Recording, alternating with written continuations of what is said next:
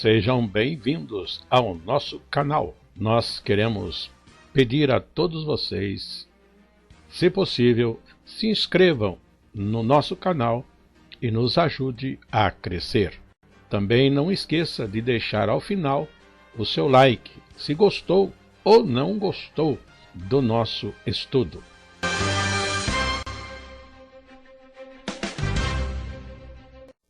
O programa a seguir é de inteira responsabilidade de seus idealizadores e apresentadores.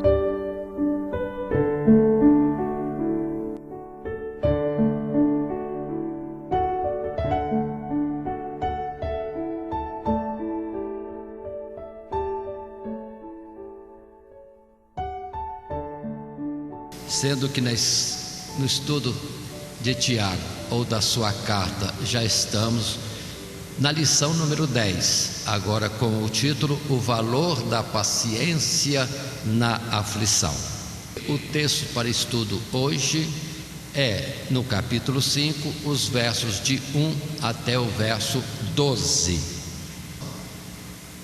O texto áureo está no verso 11, que diz: Ouvistes qual foi a paciência de Jó, e vistes o fim que o Senhor lhe deu, porque o Senhor é muito misericordioso e piedoso. Temos para o nosso esboço desta lição os 3 subtítulos do nosso costume, que são: a prosperidade do ímpio é passageira, versos 1 até o verso 6, e depois a bem-aventurança da paciência, verso 7 até o verso 11, e finalmente a repreensão aos juramentos temerários, o verso 12. Assim, temos diante de nós um texto inicial que diz: estamos nos aproximando do final desta breve, mas preciosa porção das Escrituras Sagradas. Muitas já foram as orientações para o aprimoramento da nossa piedade cristã, mas o escritor não se desatenta por um momento da oportunidade que tem em mãos de exortar, através do seu escrito, um imenso número de fiéis. E assim veremos neste capítulo que ele quer encerrar o seu discurso tratando do cuidado com aspectos igualmente preciosos da vida cristã, dos quais um deles é a paciência. Falando de paciência, nós temos este assunto não somente tratado aqui por Tiago, ainda que de uma forma bem breve, mas temos também Paulo falando, também Pedro fala a respeito da paciência, e se continuarmos olhando as Escrituras, em particular Provérbios e Eclesiastes, ou dentro do testemunho histórico, na biografia dos homens de Deus, sempre se nota que tiveram que ter paciência. É um ponto importante. Deus não tem pressa de nada. Deus tem todo o domínio, controle absoluto sobre tudo. Nós é que nos afligimos, mas precisamos ter confiança que está na mão de Deus todas as coisas, e que no devido tempo certamente Deus se faz notório, ajudando, socorrendo nas nossas necessidades. Muito bem, continuando, entrando no primeiro subtítulo, a prosperidade do ímpio é passageira. Nesta lição, nesse primeiro subtítulo, versos 1 até o verso 6, que colocam para nós estas palavras de Tiago. Está em tela e leiamos: Eia, pois, agora vós, ricos, chorai e planteai por vossas misérias, que sobre vós hão de vir. As vossas riquezas estão apodrecidas, e as vossas vestes estão comidas da traça. O vosso ouro e a vossa prata se enferrujaram, e a sua ferrugem dará testemunho contra vós, e comerá como fogo a vossa carne. Entesourastes para os últimos dias. Eis que o salário dos trabalhadores que ceifaram as vossas terras, e que por vós foi diminuído, clama. E os clamores dos que ceifaram entraram nos ouvidos do Senhor dos Exércitos.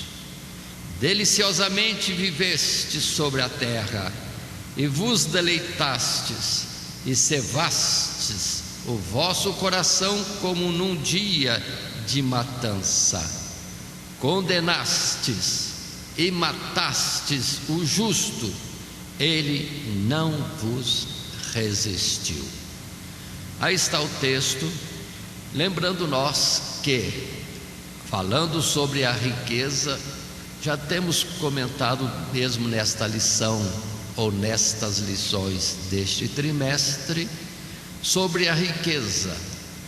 O problema não é a riqueza em si, mas muitos fazendo da sua vida, da sua segurança, da sua esperança, do esforço e propósito do seu coração, tão somente as riquezas, muitas vezes alcançadas indevidamente com opressão de outros, ou dentro da avareza em que fecham os seus corações para os necessitados que estão em volta.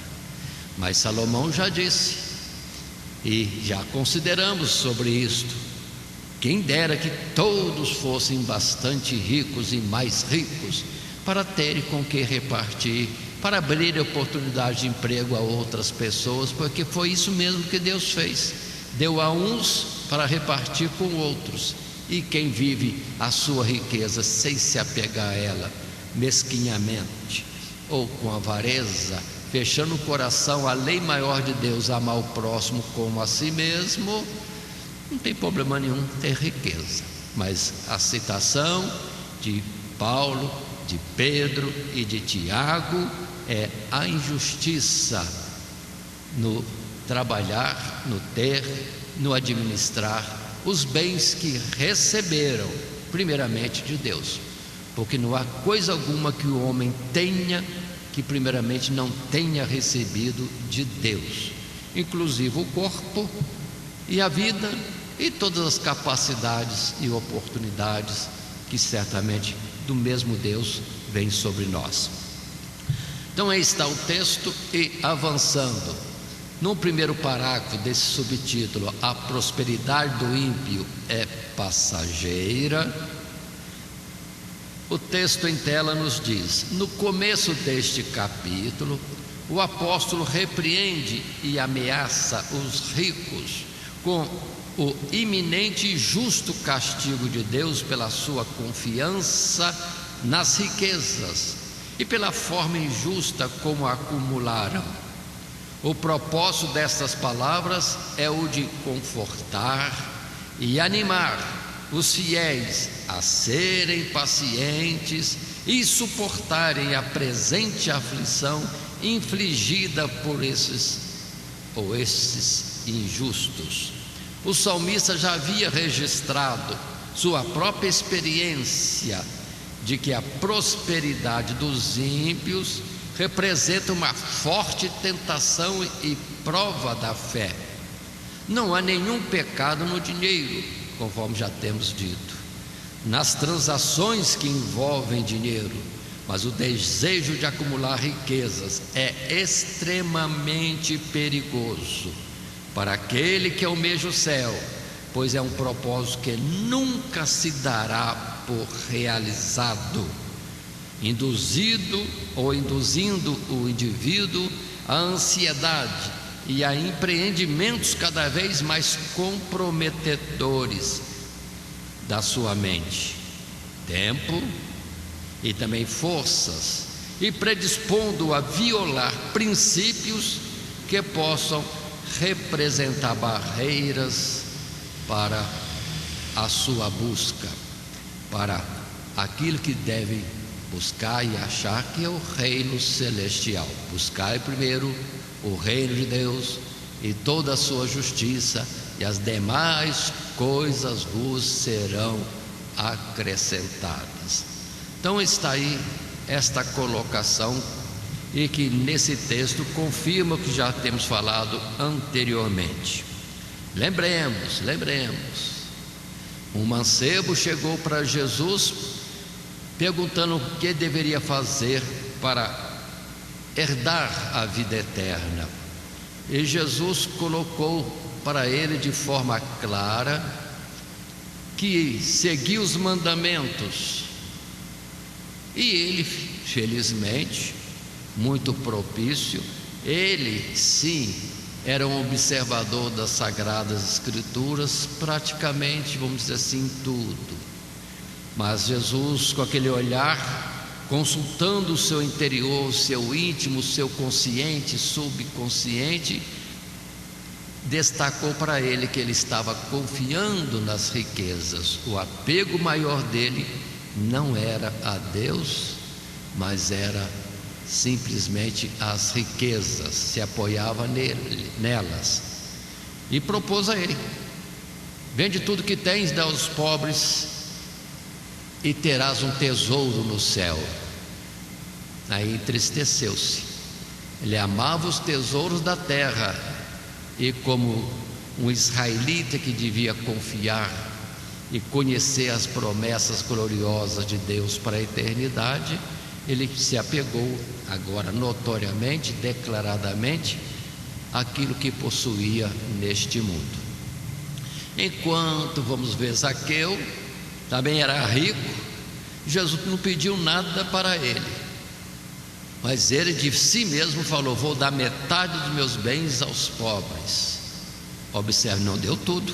Jesus não reclamou, você tinha que dar tudo. Não, propósito livre, desapegado, de dar metade dos seus bens para os pobres. Se houvesse sido injusto, é a condenação que Tiago apresenta: a injustiça, a opressão e outras coisas mais. Para ser rico, ele diz: se fui injusto em alguma coisa, vou pagar isso 4 vezes mais.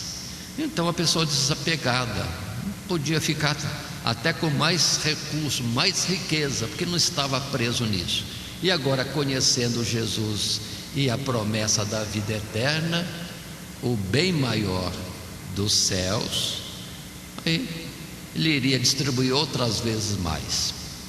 E outras passagens temos na Bíblia também nesse particular.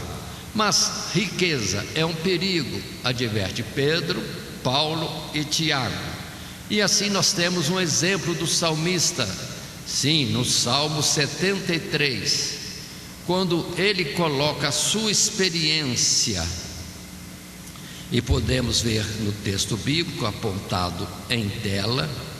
É um texto longo, mas bonito, é de uma confissão do que está no profundo do coração de um homem sincero e que servia a Deus, e que questionou esta questão dos fiéis, dos que buscam a Deus, muitas vezes serem oprimidos, injustiçados, e os que andam livremente e em opressão e engano, prosperando. E vamos dizer, nós estamos aí neste mundo que temos como norma para o mundo de procurar de toda forma, com avidez, às vezes loucamente, ter mais coisas, ganhar, possuir, não importa a forma. Mas que disse mesmo o escritor Asaf, lá em Salmo 73, os versos de 1 a 12, está escrito desta forma: verdadeiramente bom é Deus para com Israel, para com os limpos de coração. Quanto a mim, os meus pés quase que se desviaram, pouco faltou para que escorregassem os meus passos. Pois eu tinha inveja dos soberbos, ao ver a prosperidade dos ímpios, porque não há apertos na sua morte, mas firme está a sua força. Não se acham em trabalho como outra gente, nem são afligidos como outros homens. Pelo que a soberba os cerca como um colar, vestem-se de violência como de um adorno. Os olhos deles estão inchados de gordura, superabundam as imaginações do seu coração. São corrompidos e tratam maliciosamente de opressão. Falam arrogantemente, erguem a sua boca contra os céus, e a sua língua percorre a terra. Pelo que o seu povo volta aqui, e águas de copo cheio se lhes espremem, e dizem: como sabe Deus? Ou há conhecimento no Altíssimo? Eis que estes são ímpios, e todavia estão sempre em segurança, e lhes aumentam as riquezas. Observem Asaf colocando a sua observação naquele tempo, milhares de anos atrás, o que pode se ver hoje também. Ainda mais no nosso Brasil, quanta corrupção, quanto desvio de riqueza, e quantos desviaram tanto dinheiro que não sei para quê, porque se quiserem gastar todo dia abundantemente, tem mais dinheiro do que poderiam gastar. Ou como Salomão disse, só podem olhar com os olhos, porque não podem comer e desfrutar de tanta riqueza que ajuntam, que amontoam. Esta é a injustiça que os três apóstolos apontam, e no caso nosso, Tiago.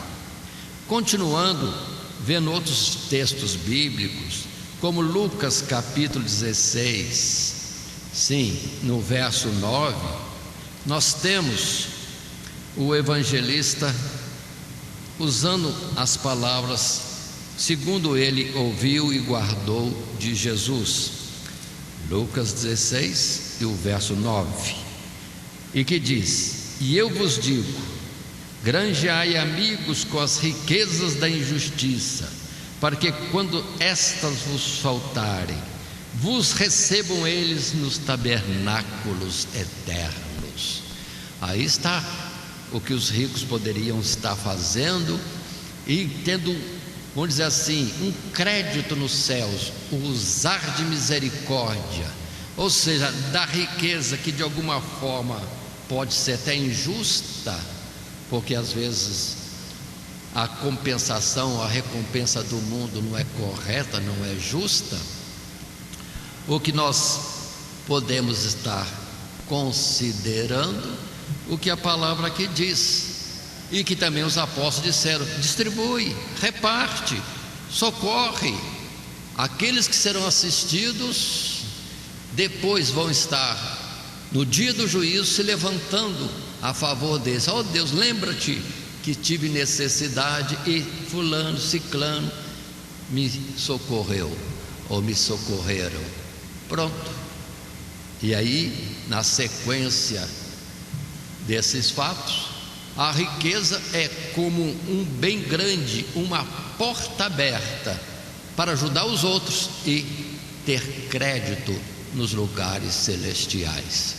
Por isso, vão lembrar no tempo de Jesus mesmo, que temos 2 centuriões romanos, um em cada época, no tempo de Jesus e quando Pedro evangelizava, e que o povo testificava, ajudam o povo, ou seja, eram dominadores.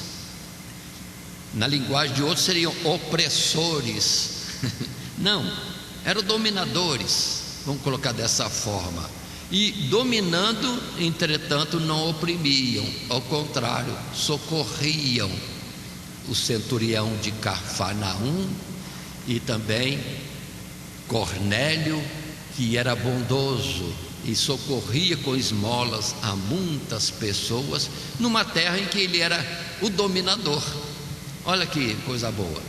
E vemos testemunhos também de reis que tiveram testemunho no registro das Escrituras, que procuraram a socorrer os necessitados do povo, sendo reis, tendo facilidades, poder, recursos, procuraram ajudar os pobres ou os necessitados.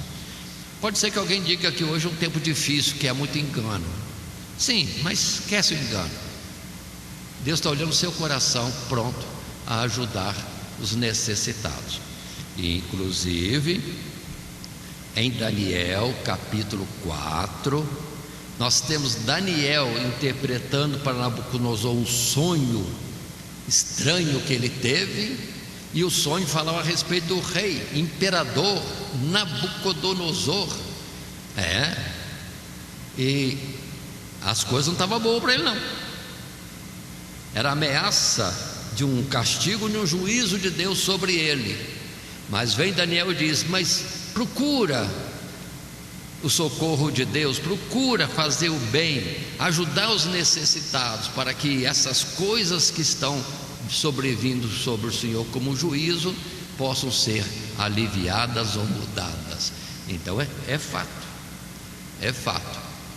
que aquele que tem, aprenda a palavra que diz: mais bem-aventurada coisa é dar do que receber. Dentro desse aspecto aqui, mais bem-aventurada coisa é repartir do que reter e ter mais. É isso que nós precisamos entender. E já temos falado tantas vezes, sempre surge esse assunto. Como Salomão, tendo a oportunidade de pedir a Deus o que quisesse, porque Deus já se comprometeu: pede-me o que queres. E ele pediu uma coisa que não era para ele: dá-me sabedoria para eu poder administrar o povo, ainda mais que é o teu povo. Pronto, aí Deus gostou, deu-lhe sabedoria e falou: como não pediste coisas para si, eu vou te dar riqueza. E temos a história, o registro histórico de um Salomão sábio e cheio de riqueza também. Mas continuemos em 1 Coríntios capítulo 7. Agora a mensagem é mais ampla e voltada para as coisas celestiais, porque o bem maior não é o que está no mundo ou a vida no mundo, é aquilo que por Deus está reservado para os que nele creem: a vida eterna, os lugares celestiais, a comunhão com Deus. E é quando Paulo, falando de tantas coisas, em particular sobre o casamento, ele vai então no capítulo 7, versos 29 a 31, dizer desta forma que está registrado: isto, porém, vos digo, Paulo citando: irmãos, que o tempo se abrevia. O que resta é que também os que têm mulheres sejam como se as não tivessem, e os que choram como se não chorassem, e os que folgam como se não folgassem, e os que compram como se não possuíssem, e os que usam deste mundo como se dele não abusassem, porque a aparência deste mundo passa. Ou seja, uma colocação de Paulo para entendermos que há um bem maior. A vida nossa agora não é para viver neste mundo, no ganho deste mundo, é para nós ganharmos o direito da vida eterna prometido em Cristo Jesus.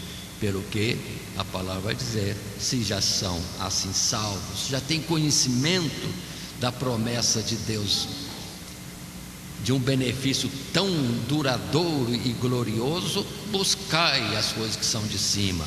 Ou outra expressão: levantai os vossos olhos para cima, pensai nas coisas que são de cima, porque essa vida passa muito rápido.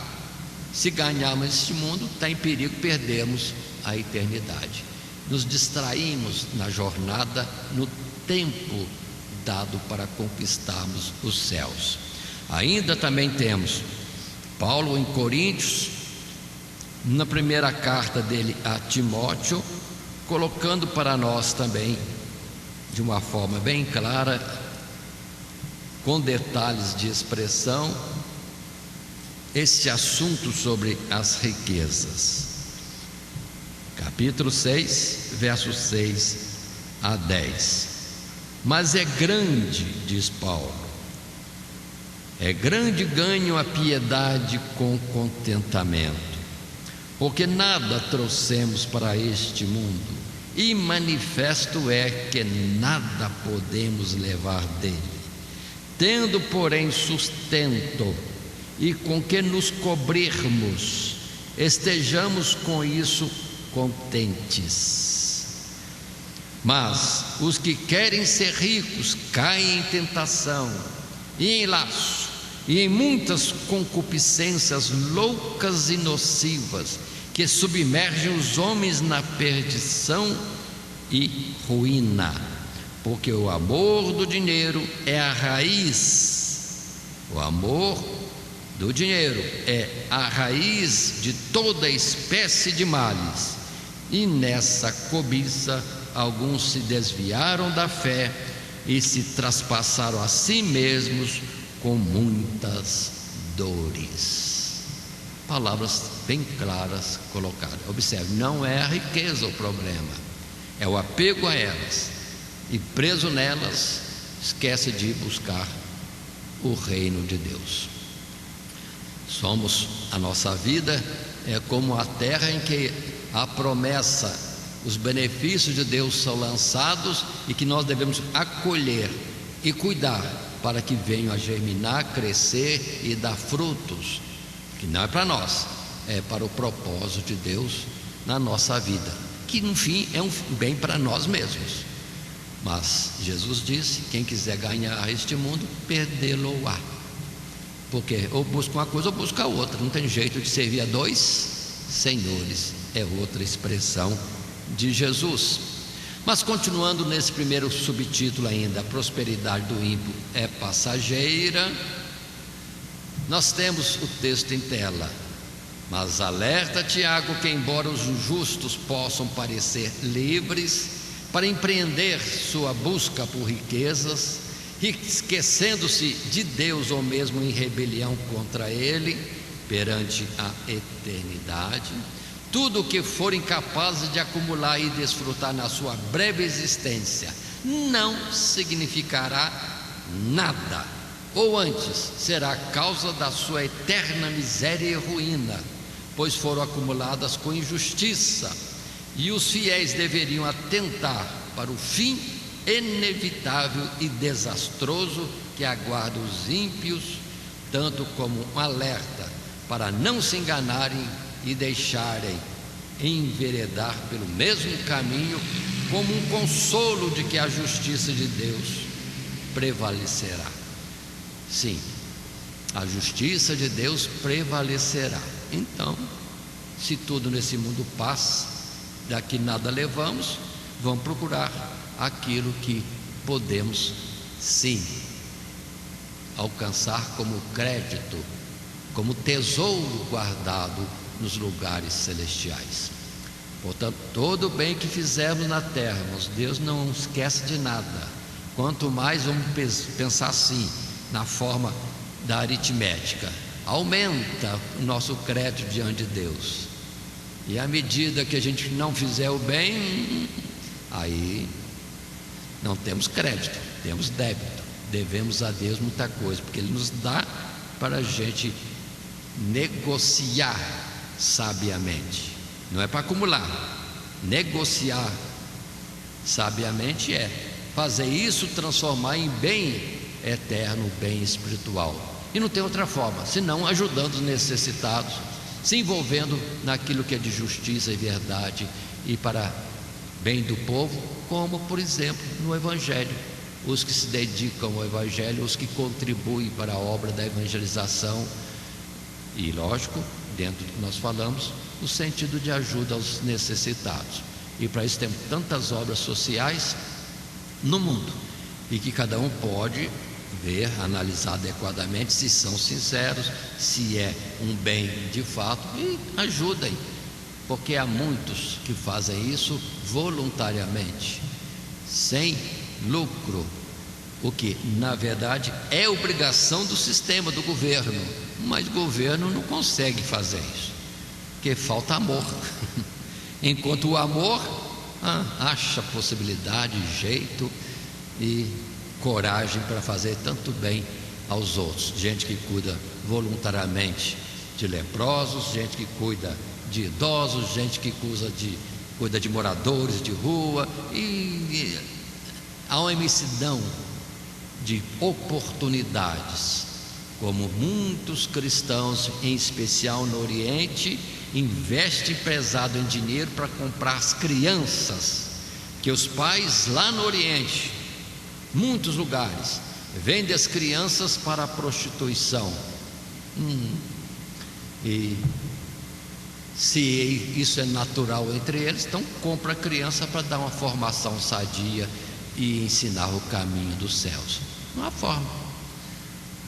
Empenham a vida, os recursos para um bem maior, livrando da miséria que só aumenta neste mundo. E textos bíblicos nós temos vários. Outra vez o Salmo 73 vai nos falar: se antes o salmista Asaf falou do perigo que correu, invejando e considerando os ricos que parecem viver bem com toda a sua cobiça, injustiça e etc., ele depois continua a falar que nessa observação, e quase que tropeçando, escorregando, aí foi na casa de Deus, foi conversar com Deus. Não é reclamar, né? Não é murmurar, é apresentar o fato. Deus, a gente se esforça tanto na tua obra e parece que não avança nada, e a dificuldade aumenta, enquanto outros, vivendo impiamente, injustamente, e crescem em bens e facilidade nessa vida. E Deus respondeu. Verso 16, mais versos à frente, até o 20, está escrito: quando pensava em compreender isto, fiquei sobremodo perturbado, até que entrei no santuário de Deus. Então entendi eu o fim deles. Certamente tu os puseste em lugares escorregadios, tu os lanças em destruição, como caem em desolação, quase no momento ficam totalmente consumidos de terrores, como faz com um sonho e que acorda, assim, ó Senhor, quando acordares, desprezarás a aparência deles. E nos versos 27 e 28, no final deste texto, deste salmo: pois eis que os que se alongam, se afastam de ti, perecerão. Tu tens destruído todos aqueles que, apostatando, se desviam de ti. Mas para mim, bom é aproximar-me de Deus. Pus a minha confiança no Senhor Deus, para anunciar todas as suas obras. E outra vez, indo para o Novo Testamento, o registro que temos em Lucas, no capítulo 6, a palavra é esta mesma. Verso 24, quando a afirmação que temos é esta: o próprio Jesus falando: mas ai de vós, ricos, porque já tendes a vossa consolação. E não vou estar lendo, mas apontando Lucas 16, versos 14 até 31, na verdade, quando Jesus fala longamente nesse capítulo sobre alguns ensinos sobre os escribas e fariseus avarentos, porque Jesus ensinando sobre isso mesmo, que não pode servir a Deus e às riquezas, ou servir a Ele ou buscar o reino dos céus, ou então estaria seguindo o dinheiro e entrando na corrupção própria deste mundo. E os fariseus riam, zombavam de Jesus. Olha, gente, não era qualquer um de nós, não, era Jesus falando, mas por serem avarentos desprezaram esta palavra. Mas Jesus depois responde fortemente, na continuidade, como que dizendo: esses dias passarão, e toda a riqueza e todo o tempo perdido em se enriquecer mais e ficar em deleites virão como condenação sobre vocês, porque muitos necessitados, e Deus dando a vida gratuitamente e os bens, e dizendo: distribuí, amai, fazei o bem ao próximo, e vocês quiseram só para si, no dia do juízo inverte o socorro de Deus para todos os necessitados que clamaram a Ele, aqueles que ajudaram esses necessitados, e quanto aos que viveram regaladamente, Deus vai dizer: vocês já tiveram a porção na terra, 70 anos vivendo como quiseram, agora na eternidade não tem lugar para estes. Pronto. Ou seja, aproveitaram o que puderam, gozaram a vida no que puderam, 70 anos, mas perderam a eternidade nos lugares esplêndidos do céu, que não tem nem comparação para se falar. Mas fica esta palavra para a gente compreender e ter como pontos bíblicos, textos afirmativos de Jesus, conselhos dos sábios de Deus a respeito desses fatos. Continuando um pouco mais, estamos agora no capítulo, outra vez 5, versos 7 a 11, entrando no subtítulo 2, a bem-aventurança da paciência. Lendo então o texto, Tiago capítulo 5, versos 7 a 11.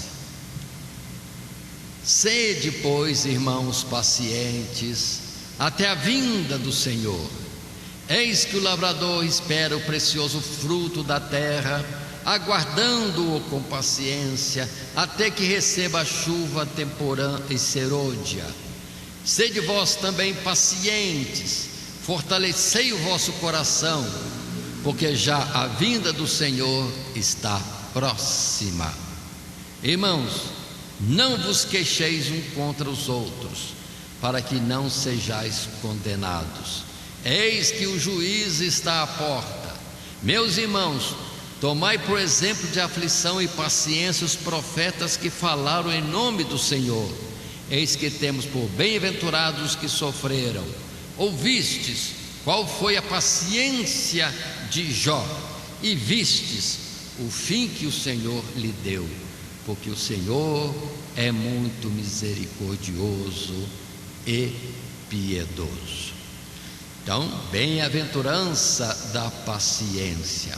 E a exortação de Tiago, outra vez, nesse título, nesse tema principal da lição, paciência. E colocando aqui não somente o aspecto da paciência em si, como também o cuidado para não se desviar, porque as coisas vão se apertando e muitos podem, no meio da paciência, chegar a murmurações, chegar a julgamento dos outros, a invejar os outros, como Asaf estava apresentando como um perigo pelo qual ele passou. Então precisamos ter cuidado, a paciência só em Deus, aguardando, e não olhando os outros e reclamando e falando das injustiças deste mundo. Nada disso vai mudar. Precisamos cuidar de nós diante de Deus nesse particular. E assim posto, vamos para o texto que está em tela, sabendo que estamos estudando a carta de Tiago, numa lição já que é a 10ª, o valor da paciência na aflição, e o subtítulo 2, a bem-aventurança da paciência, no primeiro parágrafo do nosso material de classe. Grande parte das aflições que acometem os fiéis neste mundo se devem à opressão dos ímpios, daqueles que não têm outro propósito senão o de acumular riqueza e poder às custas de outros. Os justos, por sua vez, seguindo o exemplo do próprio Senhor, limitam-se, na maioria das vezes, a sofrer injustiças, antes confiando na justiça divina. Sede, pois, irmãos, pacientes, insiste Tiago, até a vinda do Senhor. Define um fundamento para a exortação à paciência que se segue. O juízo de Deus é certo e se dará na vinda do Senhor. Logo, a paciência não é um exercício vão, mas haverá recompensa, como na comparação do lavrador no tempo apropriado da colheita. Fortalecer o coração significa que é necessário ser paciente e não desfalecer, mesmo quando tudo se mostrar ainda mais contrário à esperança do que antes. A repetição aqui do cuidado com a murmuração é oportuna, pois na aflição somos tentados a considerar a situação do nosso próximo, e seja por inveja ou incredulidade ou fraqueza, já na confiança que Deus vai estar socorrendo e vindo nos ajudar. Precisamos aprender.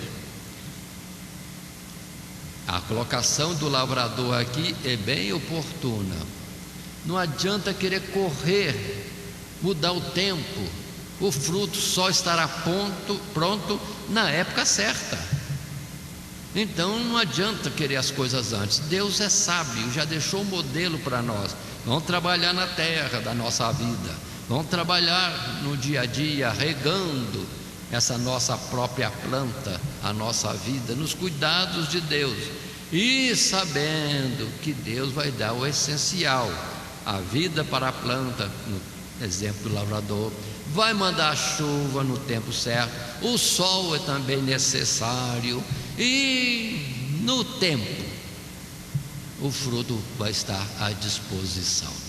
Então temos que aprender o que Salomão também já disse: para tudo há um tempo determinado, na perfeição das coisas de Deus, na sua sabedoria, no seu poder, há um tempo.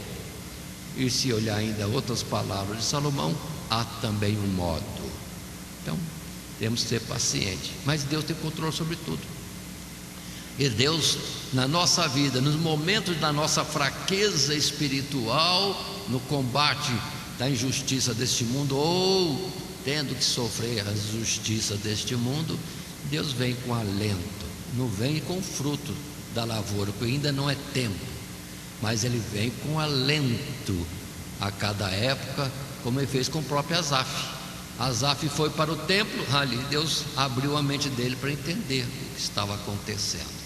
Assim também o lavrador, ele fica satisfeito, não primeiramente com o fruto pronto, ele fica satisfeito quando, tendo plantado a semente, ele vê que já brotou, que vai crescendo a planta, já está dando ramos mais firmes, já está dando flores, o fruto apareceu, só falta amadurecer.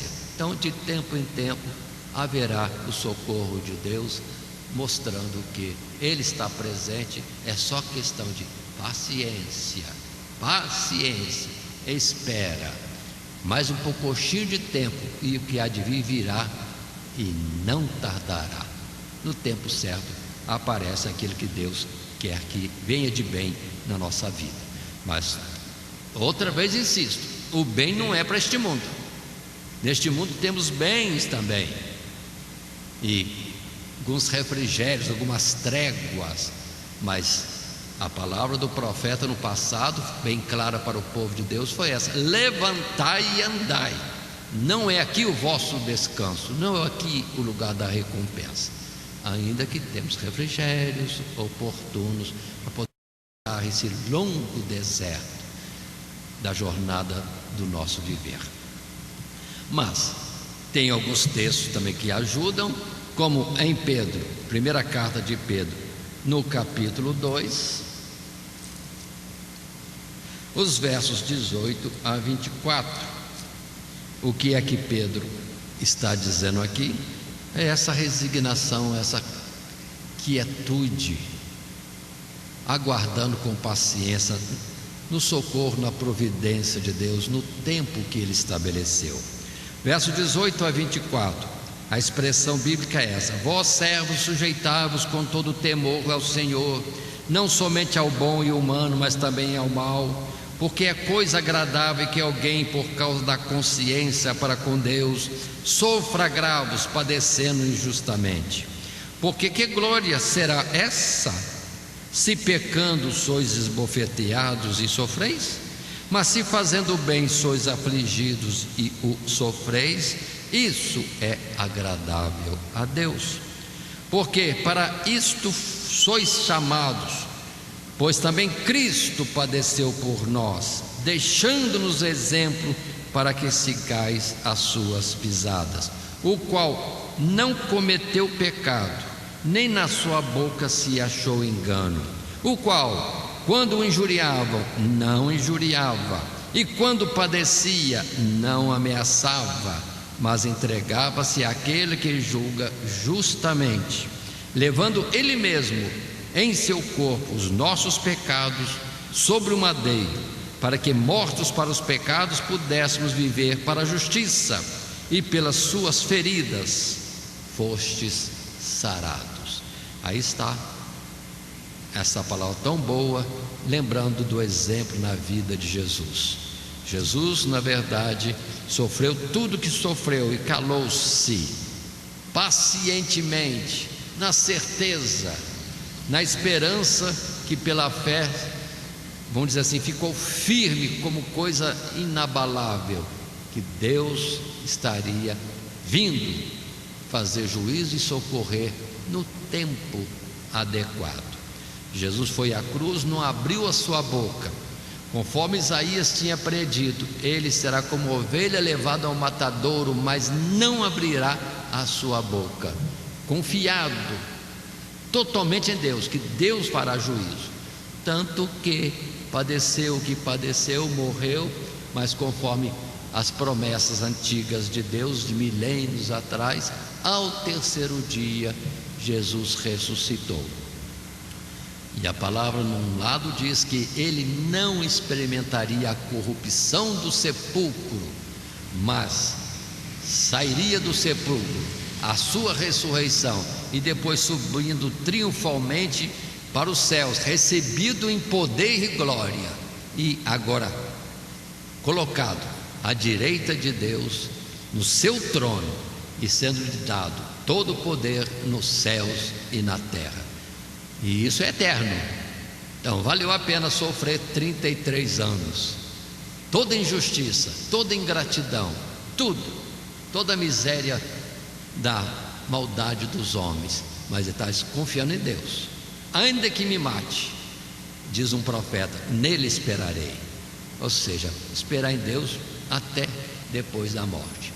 Esse dito que os homens dizem: enquanto a vida há esperança, vale para os homens, mas para Deus e aquele que nele confia, até depois da morte ainda temos algo para acontecer, e será em nosso benefício se formos fiéis a Deus. Romanos capítulo 12, verso 19, mais uma colocaçãozinha que Paulo escreveu quando se dirigia aos romanos.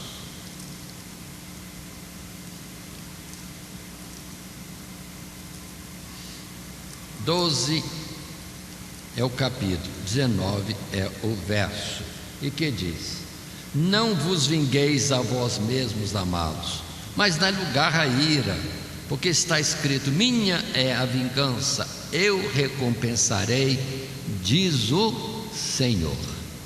E por causa disso mesmo vem a afirmação seguinte, o verso 20: portanto, se o teu inimigo tiver fome, dá-lhe de comer, se tiver sede, dá-lhe de beber, porque fazendo isso amontoarás brasas de fogo sobre a sua cabeça.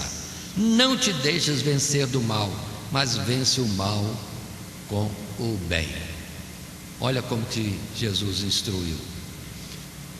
Olha como o Espírito de Deus traz as mensagens para nós. E é aquela expressão: foi ferido numa face? Foi ferido numa face? Não negue a outra. Não quer dizer provocar, você bateu nessa, agora bate nessa. Não é isso. Se recebeu uma afronta, esteja pronto a perdoar, e como se fosse levar outra vez a mesma afronta, o mesmo tapa. Descanse. Deus está vendo tudo e tudo está anotadinho. Não nos vinguemos. A nossa vingança não opera a justiça de Deus. Sempre quando a gente vinga, a gente dá uma dose mais elevada para aquele que nos feriu, e nisso nós somos injustos, igual ao primeiro. Portanto, deixa para Deus. Deus sabe direitinho como trazer a cobrança certa. A nossa nunca será correta. Continuando, no segundo subtítulo da bem-aventurança da paciência, num parágrafo segundo do material de classe, nós temos: a fim de reforçar a exortação e ilustrar o valor da paciência, Tiago recorre aos testemunhos do passado, citando de forma geral os profetas e em particular o caso de Jó. Se hoje a ordem de Deus é esperar e ser paciente em relação a um tempo futuro, onde todas as injustiças serão reparadas e os justos receberão o seu galardão, consideremos os exemplos passados para termos um vislumbre de que a paciência é recompensada pelo Senhor nosso Deus, e que aqueles que suportaram a aflição na esperança da justiça divina serão bem-aventurados. Enfim, a paciência é um fruto do Espírito, e seu exercício é fundamental para o aperfeiçoamento, para o amadurecimento da vida cristã. Então, é só olhar no passado. Quantos serviram a Deus? Foram injustiçados, mas passou a injustiça, acabou. Tem agora a promessa da vida eterna com Deus nos céus. E os ímpios fizeram o que fizeram e não tem nada. E ainda mais no juízo de Deus serão colocados para fora dos lugares celestiais, ou seja, nem entrarão lá, né? E de malditos para o fogo eterno.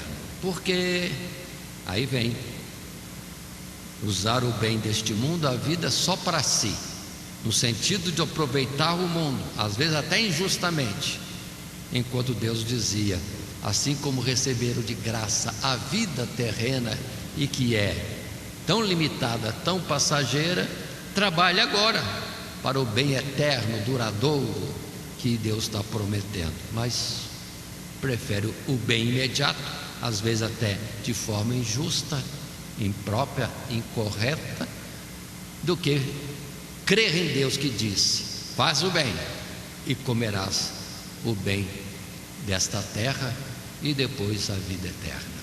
Continuando, portanto, nós temos vários textos na Bíblia sobre isso. Temos aqui apontado, digamos, 4 textos para nós vermos. Primeiro em Jó, no capítulo 42,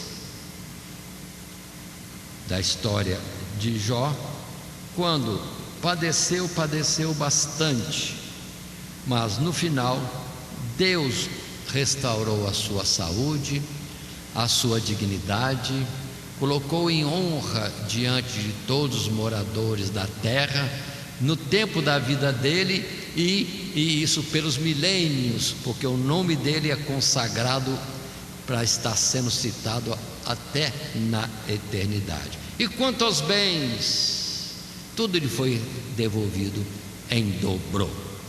Portanto, Jó 42, verso 12, quando ali está escrito para nós: e assim abençoou o Senhor Deus o último estado de Jó, mais do que o primeiro, porque teve 14.000 ovelhas, 6.000 camelos, e 1.000 juntas de bois, e 1.000 jumentas. Também teve 7 filhos e 3 filhas, e chamou o nome da primeira Gemina, e o nome da outra Késia, e o nome da terceira Queren Apuque. E em toda a terra não se acharam mulheres tão formosas como as filhas de Jó, e seu pai lhe deu herança entre seus irmãos. Depois disso viveu Jó 140 anos, e viu a seus filhos e aos filhos de seus filhos até a 4ª geração. Então morreu Jó, velho e farto de dias. E vamos atentar, falando outra vez de riqueza, Jó era rico, muito rico.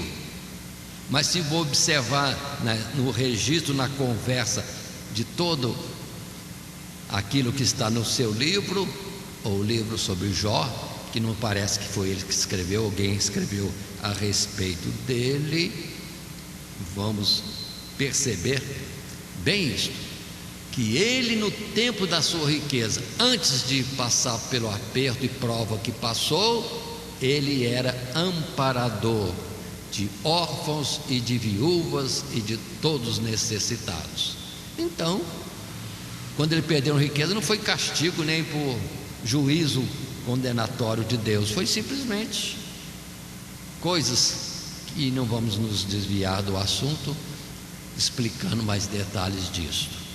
Mas foi rico, usou bem a riqueza no tempo que teve, perdeu tudo, mas ficou esperando e confiado em Deus, e Deus devolveu tudo, e viveu muito mais do que nós que estamos aqui nesse presente tempo viveremos neste mundo, agora com riqueza dobrada, e creio muito mais justo do que era antes, porque ele mesmo testificou que cresceu, amadureceu na prova que passou.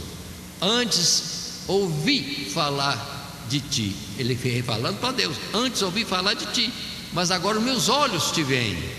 Pronto. Se antes de fazer justiça usava de misericórdia com os necessitados, simplesmente porque estava escrito, porque alguém dizia, os sábios aconselhavam, os homens de Deus, profetas falavam, e ele obedecia, agora ele viu Deus, muito certamente ele estava pronto a fazer o bem na face da terra. Mas além disso temos Hebreus, que vai contar para nós também, citar esses mesmos fatos, quando no capítulo 6, no verso 13 até o verso 15, está colocado para nós, 13 a 15, e fala de Abraão, porque quando Deus fez a promessa a Abraão, como não tinha outro maior por quem jurasse, jurou por si mesmo, dizendo: certamente, abençoando te abençoarei, e multiplicando te multiplicarei. E assim, verso 15, esperando com paciência, alcançou a promessa. E a promessa de Deus é que ele teria descendência na face da terra. E isso acontece depois que Sara já estava velha, ele também idoso, o costume das mulheres já tinha cessado, mas Deus fez um milagre, porque ele tem poder, nada lhe é impossível. E Abraão teve Isaque, e ele pôde já contemplar o início da sua descendência, que seria numerosa como as estrelas do céu, e que nós hoje estamos vendo. Abraão não viu a multidão de gente, de povos que saiu dele, mas nós estamos vendo. Se for basear somente nos israelitas, é um povo que está aí milênios na face da terra, está por todo o mundo, queiram ou não queiram, com toda a diversidade, estão aí. E tem mais outras explicações, colocações, que nós não vamos estar citando agora, para não sairmos no nosso propósito aqui em Tiago. Mas no capítulo 11, verso 39 e o verso 40, A galeria dos heróis, dos que foram fiéis a Deus até a morte, é colocado. Esses versos são muito importantes, quando diz assim: e todos estes, tendo tido testemunho pela fé, não alcançaram a promessa, provendo Deus alguma coisa melhor a nosso respeito, para que eles, sem nós, não fossem aperfeiçoados. Aí muitos poderiam dizer, como Paulo chegou também a colocar, mas argumentando, que se não existisse a vida eterna, seríamos os mais miseráveis dos homens, porque toda renúncia e toda injustiça, e depois não tem nada. Não, mas tem algo excelente.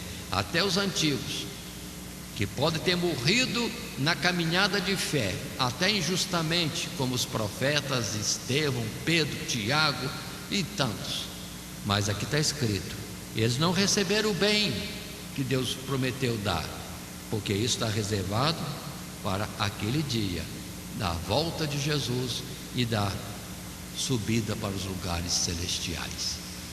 E Deus não tem pressa. Pode passar 2000 anos, mais 2000, mais 20.000 anos, Deus não tem pressa, porque o céu é eterno. Não vai estar sendo prejudicado nada, cada um de nós, em ter que esperar tanto tempo para o dia último do juízo de Deus. Ainda em Pedro, segunda carta de Pedro, agora nós temos a citação de Pedro no verso 6, quando, dentro de uma sequência de caminhada nas coisas de Deus, eu vou ler a partir do verso 5, está escrito assim: e vós também, pondo nisto mesmo toda diligência, acrescentai à vossa fé a virtude, e à virtude a ciência, e à ciência a temperança, e a temperança a paciência, que é o ponto do nosso assunto hoje, e a paciência a piedade, e a piedade a fraternidade, e a fraternidade o amor. Ou seja, é um avançar nas coisas de Deus, e a paciência está como que num degrau ali, e nos conduzindo para o passo seguinte, que é piedade, fraternidade e o amor pleno, amor de Deus. Enquanto que no outro lugar, não Pedro, mas Paulo fala paciência, que traz a experiência, e na experiência não há confusão, que o testemunho de Deus no passado e em todo o tempo é que Ele está, sim, socorrendo, amparando todos que nele confiam. Seguindo a nossa lição, chegando por fim ao terceiro subtítulo nessa lição 10, o valor da paciência na aflição, o verso 12, nesse subtítulo, repreensão aos juramentos temerários. Vem, mas sobretudo, meus irmãos, não jureis nem pelo céu, nem pela terra, nem façais qualquer outro juramento, mas que a vossa palavra seja sim, sim, e não, não, para que não caiais em condenação. E aí vamos para o nosso primeiro parágrafo e o único parágrafo nesse subtítulo 3, que diz para nós, e está em tela: a obra da paciência não é completa, havendo murmurações ou juízos contra o próximo, assim como os juramentos temerários, que em nada contribuem ou asseguram a fidelidade daquele que faz uso deles. O juramento é uma forma solene de declaração que as Escrituras aplicam sob determinadas circunstâncias, mas usá-lo para corroborar ou dar certeza ou validade à conversação ordinária é pecaminoso, pois denuncia o caráter dissimulado daquele que não é capaz de sustentar suas próprias palavras com segurança e invoca as coisas de Deus como fiador da veracidade daquilo que o próprio indivíduo não é capaz de certificar. Aí está o perigo. É quando, não sendo firme naquilo que coloca, naquilo que vive, no seu propósito, para tomar a confiança dos outros, entra com juramento. Mas que infelicidade, porque já está mais do que mostrado que muitos que juram, juram falsamente. Então, na verdade, apelam para um Deus que é todo poderoso para ser testemunha a favor deles, sabendo que eles mesmos que não estão certos. Então o nome de Deus está sendo blasfemado e trazido para amparar mentiras na face da terra. Então, aí temos dentro dos textos bíblicos, para nós não estarmos jurando, usando esse artifício para dar validade às nossas palavras, Êxodo capítulo 20, verso 7, que é uma palavra de mandamento, dos 10 mandamentos, que lá em Êxodo podemos encontrar, daqueles que usam o nome do Senhor em vão. Isso é transgredir o mandamento de Deus, fazendo desta forma. O verso 7 diz para nós: não tomarás o nome do Senhor teu Deus em vão, porque o Senhor não terá por inocente o que tomar seu nome em vão. Por isso que Jesus mesmo disse: é sim, sim, não, não. Se outro crê ou não crê, deixa isso quieto, mas não traga a Deus para conflitos humanos e nem para dar uma validade a uma palavra, sendo que ainda que a nossa intenção seja certa e verdadeira, com bom propósito, não é correta em tudo.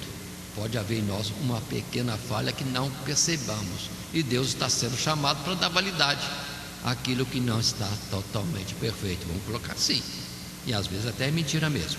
Mas em Mateus capítulo 5, no Sermão do Monte, Jesus chega a falar sobre isso também. Parece que é algo à parte de todo o assunto, mas está dentro, de certa forma. Isso é exortação para nós. 34, a palavra em Mateus 5 diz, Jesus falando: eu porém vos digo que de maneira nenhuma jureis, nem pelo céu, porque é o trono de Deus, nem pela terra, porque é o escabelo de seus pés, nem por Jerusalém, porque é a cidade do grande rei, nem jurareis pela sua cabeça, porque não podes tornar um cabelo branco ou preto. Seja porém o vosso falar sim, sim, lendo também o 37, não, não, porque o que passa disso é de procedência maligna. Não pode jurar? Na verdade, não devemos, mas Deus jurou. Mas por que jurar? E Deus jurou? Porque Ele é totalmente Senhor de tudo aquilo que Ele fala, e nós não somos, não temos poder para nada.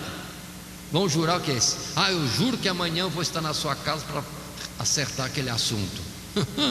Quem disse que você está vivo amanhã? Mas Deus falando, Ele sustenta. E observe que quando Deus entrou com o juramento, irmãos, é uma maravilha, porque Ele jurou para nos confirmar como certo, irrevogável, impossível de ser anulado, a sua promessa de nos abençoar. Todo aquele que nele crê, certamente, aí poderia ser juramento, que terá a vida eterna. Então Deus pode, e nós podemos? Não temos domínio sobre nossas palavras, nosso tempo, nossos recursos, sobre nada. Portanto, não jurar, mas ser a nossa palavra firme naquilo. Sendo verdadeira, sustenta a verdade. Se o outro não quiser crer, aí é outro problema, é o problema dele, não será mais o seu problema. Continuando, concluindo então, observe que nós tivemos essa lição.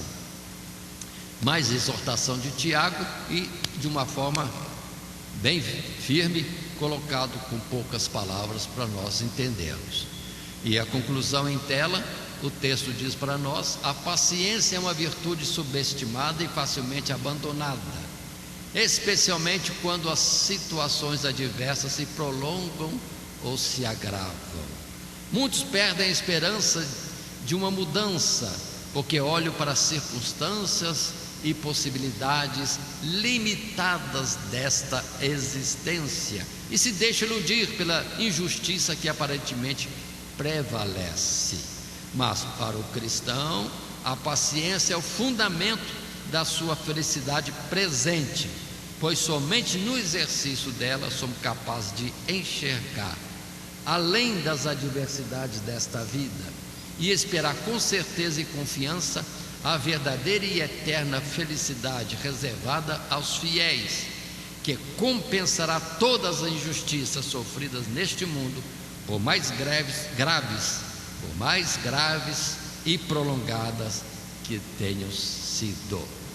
Ou seja, Paulo outra vez, arrebatado ao terceiro céu, viu coisas inefáveis e não achou nem palavra para descrever de tão maravilhoso que é o céu, ou que está escrito no lugar: olho nenhum viu e não se ouviu aquilo que Deus tem prometido, reservado, guardado nos céus para os seus fiéis. Por isso que também no juízo final: vinde benditos de meu Pai, e possuí por herança o reino que vos está preparado desde a fundação do mundo. Ou seja, Deus não vai fazer para nos dar, já Ele fez tudo o universo, tudo que existe, visível e invisível, já programando, guardando o dia de entregar àqueles que são seus. Portanto, que Deus nos abençoe e vamos estar dentro desta lição, especialmente quando as coisas se mostram tanto adversas no mundo. Mas a palavra é: eis que breve venho, disse Jesus. Se Jesus já está perto de vir, vamos cortar mais um pouquinho, vamos fazer uma respiração, mais cheia, como que procurando um ânimo em nós ou na palavra de Deus, nas suas promessas, e caminhemos mais um pouco, porque Jesus breve virá e a recompensa está com Ele a todos que lhe são fiéis. E a palavra fala de uma consolação eterna também. Assim, nós temos terminado essa lição tendo seguido esse esboço, que é com os 3 subtítulos: a prosperidade do ímpio é passageira, os bens, até para o justo nesse mundo, tudo é passageiro. Também a bem-aventurança da paciência. A paciência parece que tem algo consigo que nos dá resistência a tantos obstáculos e adversidades. E terceiro, repreensão aos juramentos temerários. Nós não somos donos de nada, não temos apoio e firmeza sobre nada para poder entrar com juramentos. Continuando, o texto oro para relembrar: ouviste qual foi a paciência de Jó e viste o fim que o Senhor lhe deu, porque o Senhor é muito misericordioso e piedoso. Nós poderíamos citar em vez de Jó, e colocando em vez de Jó os nomes de diversos servos de Deus, profetas, fiéis a Deus, que poderiam ser colocados aqui. Viste qual foi a paciência, por exemplo, de Daniel, e viste o fim que o Senhor lhe deu. Ouviste qual foi a paciência de José, e viste o fim que o Senhor lhe deu. E aí vem milhares, milhões, um número incontável dos que esperaram a Deus e já deixaram nesse mundo o testemunho que foram consolados, foram recompensados. E assim, que Deus nos abençoe em Cristo Jesus. E desta forma terminamos nossa lição de hoje. Amém. Primeiramente, quero agradecer a todos que sintonizam o nosso canal. Canal voltado principalmente à transmissão, à divulgação da palavra de Deus. E ao encerrar o estudo desta noite, eu quero pedir a todos vocês, os que ainda não são inscritos em nosso canal, se inscrevam. Se inscrevam. Logo aí embaixo está aí a palavra inscreva-se. Clica nela. Somente isso. Se o estudo desta noite foi do teu agrado, você gostou, você concordou, clica aí no gostei. Gostei. Se você não gostou, é um direito seu. É um direito seu não gostar. Mas você pode manifestar isto. Para nós será importante isso. Saber que alguém não gostou. Clique no não gostei. Fácil. Não vai identificar você, nada. Simplesmente você vai expressar a sua opinião. Gostei, dedão para cima. Não gostei, dedão para baixo. E também pode, se você acha interessante compartilhar com seus amigos, compartilhe o nosso trabalho. Compartilhe. Aí embaixo, compartilhe. Você pode compartilhar no YouTube, pode compartilhar no Instagram, pode compartilhar no Facebook, pode compartilhar no Messenger, no WhatsApp. Vai simplesmente nos ajudar a crescer. Porque o nosso objetivo não é financeiro. Não é financeiro. Pode ver que os nossos trabalhos são todos sem fins lucrativos. Coopere conosco. Nos ajude. Temos também os nossos blogs, a nossa emissora na web, a Rádio Net Grata Nova. Tudo isso você encontra aí embaixo na descrição do nosso vídeo, do nosso estudo. Dá uma olhada, todos os endereços estão aí, junto à descrição dos nossos estudos. E eu agradeço, primeiramente a Deus, por tudo que Deus tem feito nesses anos que nós estamos trabalhando na internet. E a você, que toda semana entra no nosso canal. Deus te abençoe. Todo dia, toda hora, muito mais prazer em ouvir. Radionet Grata Nova. Web Rádio, a qualidade que faz a diferença, cada vez mais necessária. Rede Grata Nova de Evangelização. Acesse nosso site www.horadadecisão.com.br. Hora da Decisão, tudo junto, sem acento.